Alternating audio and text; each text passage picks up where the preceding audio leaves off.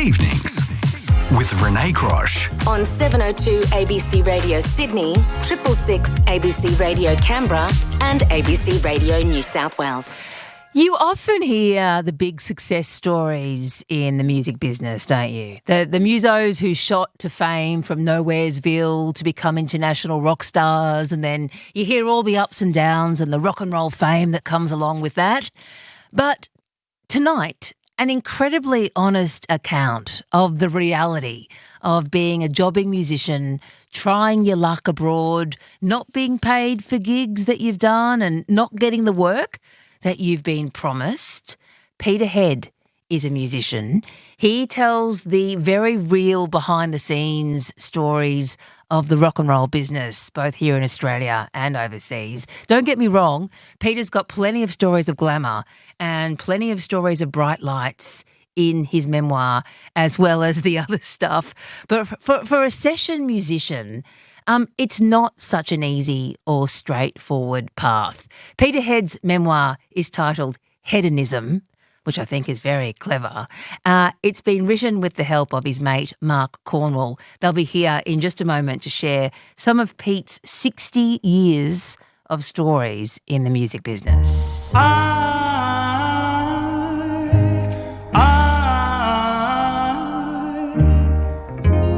I'm counting on you. Ever since we met, darling, I've been keeping score. Every day I count your charms, every day I love you more. It's plain to see why you're the lover that I waited for. Peter Head and Mark Cornwall, welcome to Evenings. Thank you. Hi, Renee. Hello. Peter, you know this song? Yes, I do. Yeah. In your memoir, you say it's the only thing you've ever stolen in your life, Johnny That's O'Keeffe's true. new single. What happened? Why did you have to steal it?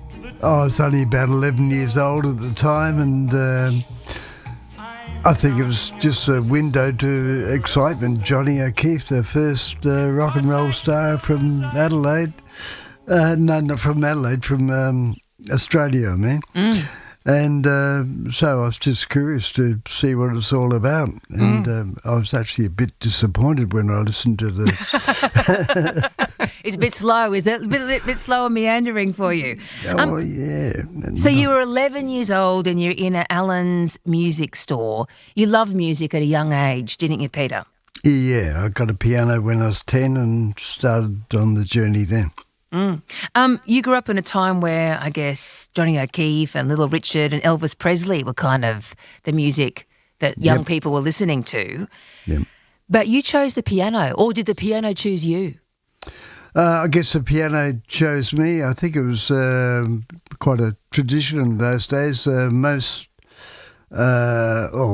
of houses had a piano as just part of the furniture. They don't have it anymore. In fact, everybody's trying to give away pianos these days. Yeah. But back then, it was just an accepted thing that people interested in music had a piano in the house. And once a week, people would gather around and play and sing along and stuff like that. So, you had a piano teacher, Mrs. Chappell?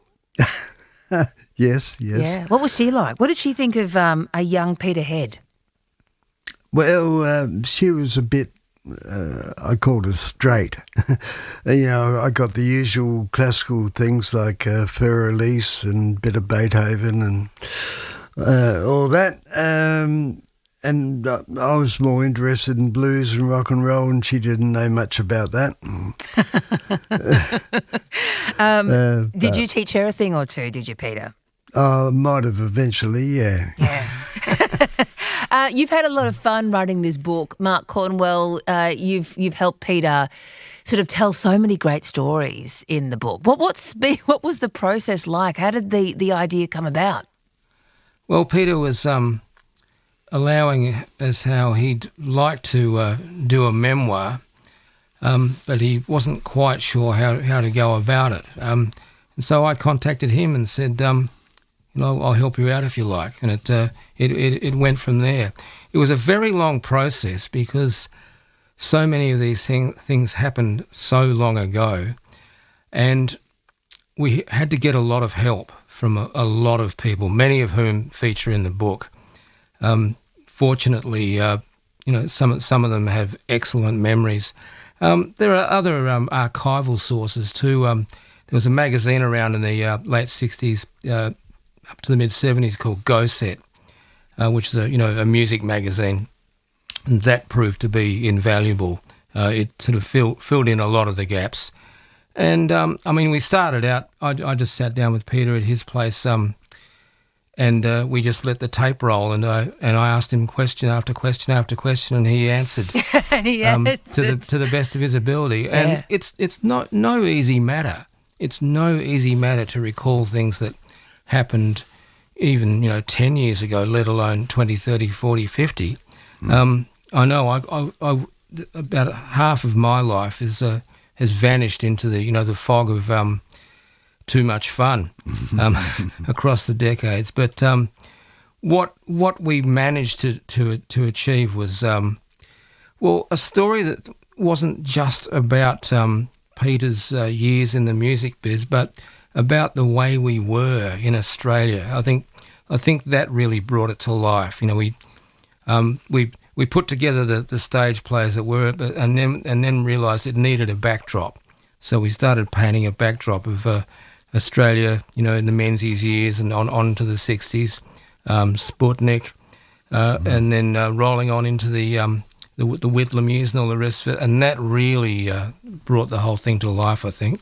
There are some things, Peter Head, that you will never forget, and I'm sure the day that you met this guy is one of them. Scrub your floors, do your chores, dear old Sadie. Looks as though you'll always be a cleaning lady. Can't afford to get bored, dear old Sadie. Looks as though you'll always be a cleaning lady. Johnny the apprentice plumber who drove over in a car from Melbourne to Adelaide to do 3 gigs in a weekend, then to drive back on a Monday morning to work at Sparrows. That's right. What was he like when you met him as a young John Farnham? Oh, he's super keen. He's charming, lovely. I don't think anybody's ever said a bad word about John Farnham. He's just full of energy, bright, cheers, always smiling, always happy. Keen to rehearse, turned up on time. There's nothing you can say wrong about him. Yeah. You played with him and lots of artists growing up in Adelaide because you were a pianist. Why did you decide to take your young wife? You married very young, didn't you? 18 or 19. Why did you decide to take your young wife and a baby over to London? Because London was where it was all happening at that time, the Carnaby Street scene and the Beatles and the Stones and all that. It just made Adelaide and Australia all look a bit poor, so you had to go overseas to get credibility. Yeah, Renee, in the process of researching this thing, I'm about 10 years younger than Peter, but I went back and had a bit of a look at Australia in the 1960s, and I'm not the first to say it, but Australia didn't actually have its swinging 60s until the 70s, until the Whitlam government came to power. It was extraordinary to go back and look at these old news stories and photographs of bands and all the rest of it from the mid-60s that looked as if they were from 1954. It was quite extraordinary. I'd forgotten that Australia was so socially conservative back then. Yeah, we were 10 years behind the rest of the world. Pretty much. Yeah. What's amazing in the book, for me anyway, is that you explain the life of a jobbing musician. So there you are, a young man with a wife and kid, and you're in London, and you're working your butt off, aren't you, Peter, to make these gigs. And half the time you turn up, and the person who scheduled you is like, "Oh, sorry, we made a mistake. That gig was last week." That's right. Especially with the reggae bands, they're a bit too fond of the herb superb to keep things together. And I lasted for about 3 months with them, and I wanted to learn about reggae because nobody played reggae in Australia, and I learned about reggae. It wasn't very exciting, actually, to play keyboards in a reggae band. It probably would have been to play bass or drums, but the keyboard part consisted of going 1, 2, 3, boom, 1, 2, 3, boom, and playing one chord every 4 beats. I guess you can be bored in a job, Peter Head. We all understand that, but to not be paid for the work you do when you've got a young family to support. How do you do it as a jobbing muso? Oh, you get hungry. And you do a lot of other jobs. Well, there weren't many other jobs to do in London. We just had to wait, and we did actually get hungry lots of times. So, and so did a lot of bands that went over there at the same time. Masters Apprentices had the same story, and Fraternity later with Bon Scott. And the Twilights. Yeah, Twilights. So they all went over and had a hard time. I bet. I mean, the book spells that out. But I'm interested in all those young Johnny the Apprentice plumbers who weren't able to stick it out. They went too hungry and they had to give it up. How many more are there? Would have been incredible artists or musicians or rock stars, but because of their fate or because of bad luck or because of poor timing, it wasn't to be. Oh, I'm sure there's thousands of them, but it just takes a certain grit and determination to hang on through it all. Or else desperation and no alternative. In my case, I had no alternative. I couldn't do anything else. I just play piano and that's it. You did, though, want to be an artist. You wanted to be a comic strip artist at one point. Yeah, but I wasn't very good. I learned very young that it wasn't for me. I would have loved to have done it, but I had a best friend at the time, a fellow called Vitas, who was an absolute genius. He was probably Adelaide's Leonardo da Vinci. And I ended up sitting next to him in art school and looking over across at what he was doing, and I go, oh, no. I give up. I'm going to play piano instead. I did. You weren't just a piano player, Peter. Many people say you're a virtuoso. Oh, no. Mark Cornwall, can you help out here? I mean, Peter's not just a jobbing keyboardist, is he? No, there's a lot more there than meets the ear. Peter's also a songwriter and an arranger. You've done TV work. You've been Humphrey B. Bear's. Yes, Humphrey B. Bear. You've been the piano player there on that show. That's the only time I ever made money, is because my friend Phil Caneen had the day job of playing for Humphrey, and he got sick one day, so he asked me to do it. And I went in, and it's a stupid job, Humphrey runs around, and you just got to improvise music behind him. So I did it, filled out the form, and next week I got $2,000 or something in from APRA, and my friend Phil got that every day. I couldn't believe there's so much money to be made out of music if you're in the right place at the right time. But that only lasted a few days. You did have quite a lot of success, though. You teamed up when you came back from London to Australia and you went back home to Adelaide. You teamed up with some pretty big names like Robin Archer and Wendy Saddington. Looking through the window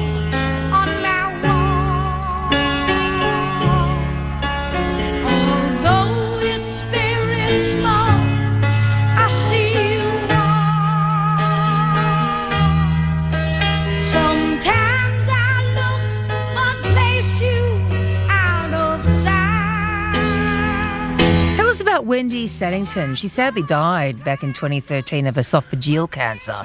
Not what you'd want for a singer.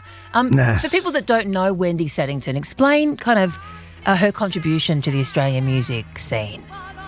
I think she's probably one of the first women to embrace the style of soul music, I guess you'd call it, more than anything, in the style of Aretha Franklin and people like that, where she just gave her all to every song.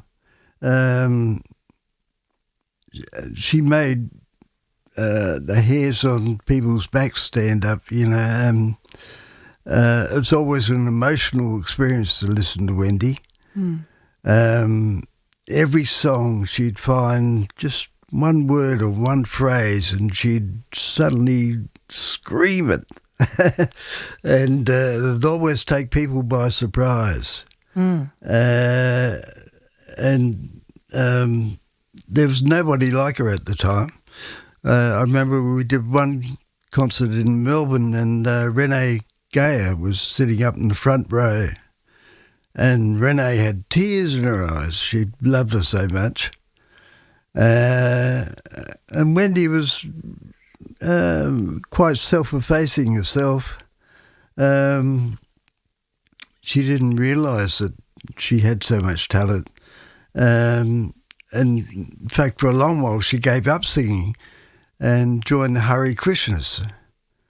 And I didn't have that much empathy with the Hare Krishnas. But when I first came to Sydney, I walked down King's Cross, and outside the fire station there were the half a dozen Haris all chanting and begging for food, and I heard this amazing voice at the background of them. I thought, who the hell's that? And I looked up and I saw Wendy, and I'd worked with her, 10 years before in Adelaide. And I went up to her and said, what are you doing here? Why aren't you singing? Why aren't you, in the commercial world? And she said, it's too hard. I can't find anybody else to back me and rehearse with me, and it's just too hard. So I've given it up and taken up religion. And I said, well, I'll gladly work with you because I love your singing. And she agreed, came round to my place, and she was most happy to meet my wife, who's an excellent vegetarian cook. And she got on really well with my daughter, Loine, and we worked together for about 50 years after that. Wow. On and off. You have worked with a lot of people. You've worked with Chris Bailey of the Angels fame. When not you Saints. when you formed Headband. Yeah. People might know this song.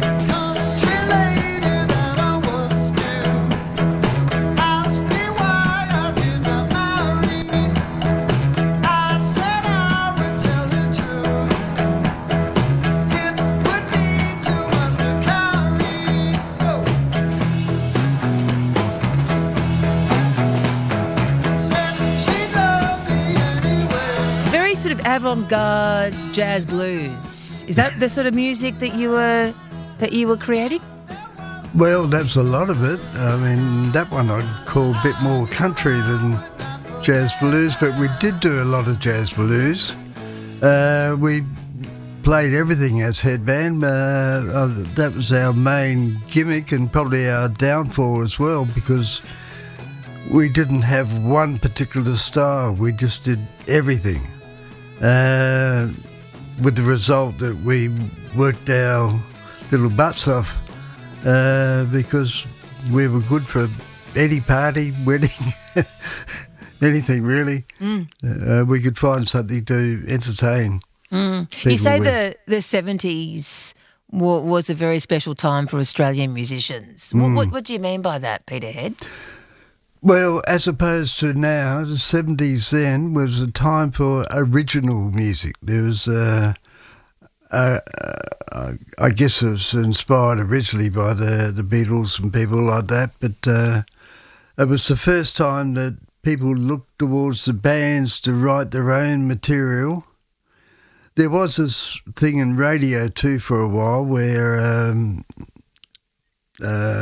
just the politics of radio meant that people were looking for originality in Australian groups, and it was there in spades. And it's not anymore. It's just a period, the 70s. It was very special. And I should point out it was a first for Australia at the time. Back in the 1960s, almost everyone played covers.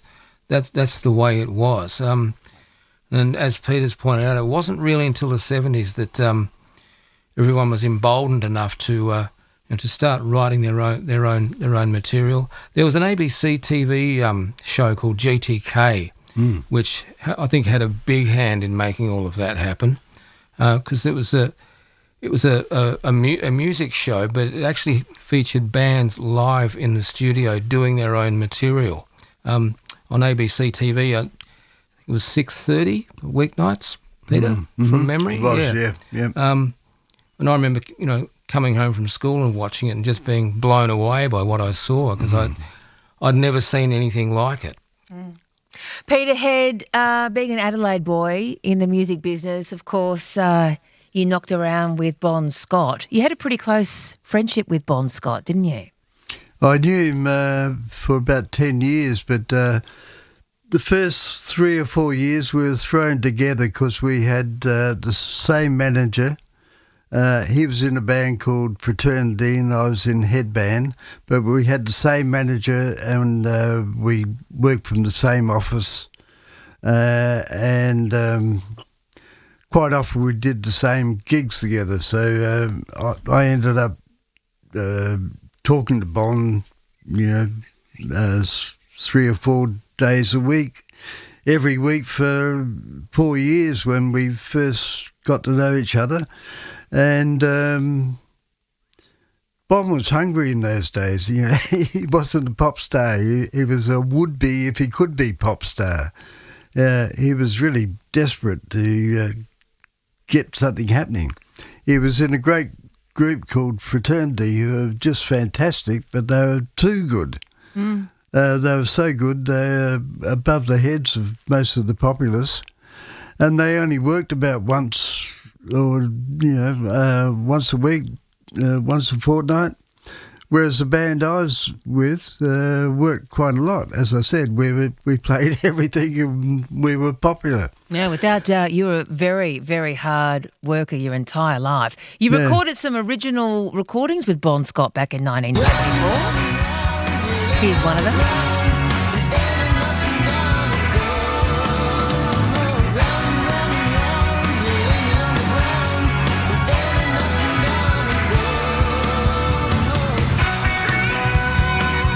So Bon's singing, and this is your music. Yeah, I wrote the music. Bon asked me to write a song for him. Did you teach Bon Scott to play guitar? Is that right? A bit. Yeah, Bon only knew 3 chords to start with on guitar, so I taught him another 3 or 4.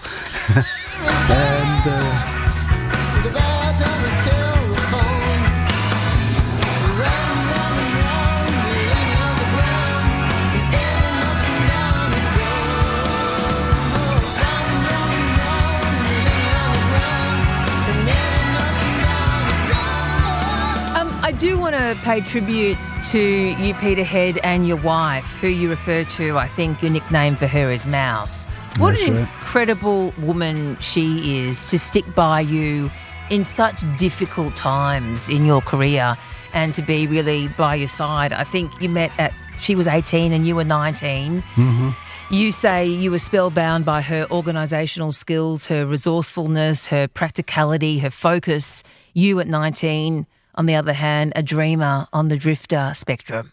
Yeah, and it still happens like that today. So she's a practical one. I'm the guy with the head in the clouds, and I still wander around in a dream most of the time, and she takes care of business. Well, you're very lucky to have found her because she's given you a wonderful family, and I think the legacy for any person has to be their family. You've got a whole bunch of musicians in the family. Your granddaughter, Holiday Sidewinder, she's doing good things.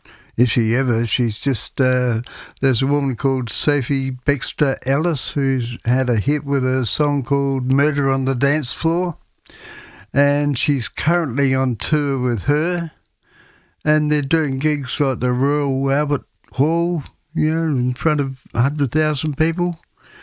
I mean, she's huge. And she's your grandchild. Yeah.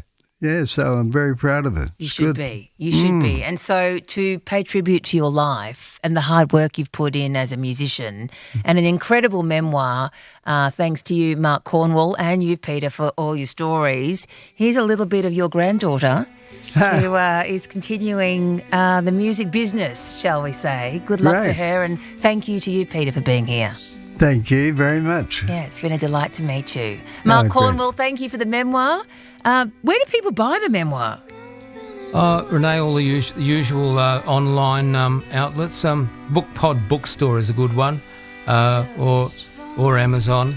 And the best vinyl emporia and independent bookstores in Melbourne, Sydney, Adelaide. It's a fantastic memoir. What a great read, and so many incredible stories of the life of a jobbing musician. Headonism is the title. Peter Head is the storyteller. Mark Cornwall has helped him write it. And here's a little bit of Peter's granddaughter. I think she is brilliant. Her name is Holiday Sidewinder.